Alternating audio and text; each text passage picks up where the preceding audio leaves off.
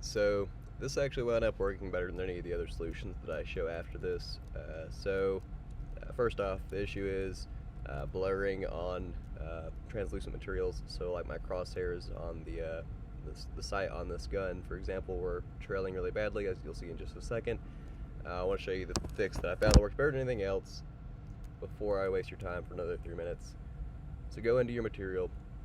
If you have a translucent material, then go into the main properties panel for the material, look up translucency, pass, and set it to after motion blur. And that will work probably better than anything else depending on the effect you're looking for. What's up YouTube and Unreal developers? So in this video, I'm just going to show you a quick fix for some problems I have recently encountered with translucent or emissive materials.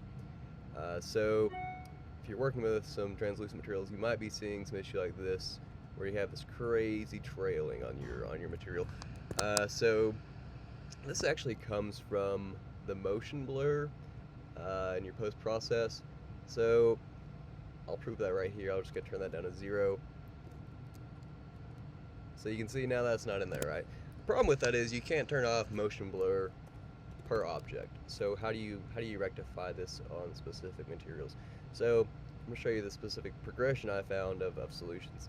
So the first and kind of half solution was to change my emissive material. So you go in here to your main properties on your material, look for velocity or VE, you should go and get it close enough, and hit output velocity right here.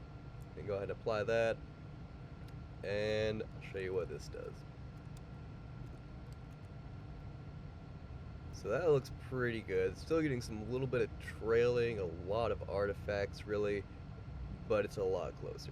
So if you absolutely cannot change your material to a masked material, you can go ahead and try and hit that output velocity.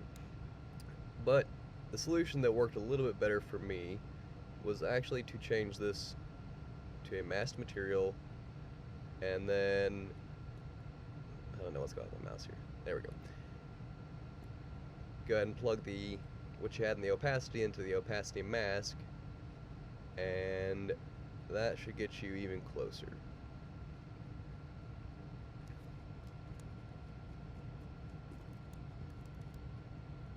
So it seems to treat a translucent and a masked material very differently in terms of how motion blur is applied. So it's not applying any motion blur at all when I'm using the masked version. So something to be aware of. Can still see some artifacts. I'm working to resolve that. Those don't really seem to be so much as blur. That might be something from the bloom. So yeah, I've still got to resolve that. I do want to show one more thing. This is a node that in my case did not work at all really for my situation. But you can also try and just plug in this dither temporal AA. I think this is supposed to make some randomization to help make it look more natural or something. I'm not really sure exactly. It was just in a video of one of the solutions I tried. And it didn't really work for me, but I think it would probably work for a lot of people. So yeah, that's pretty much it for this one. Thanks for watching, and please do like, share, and subscribe if you found this helpful.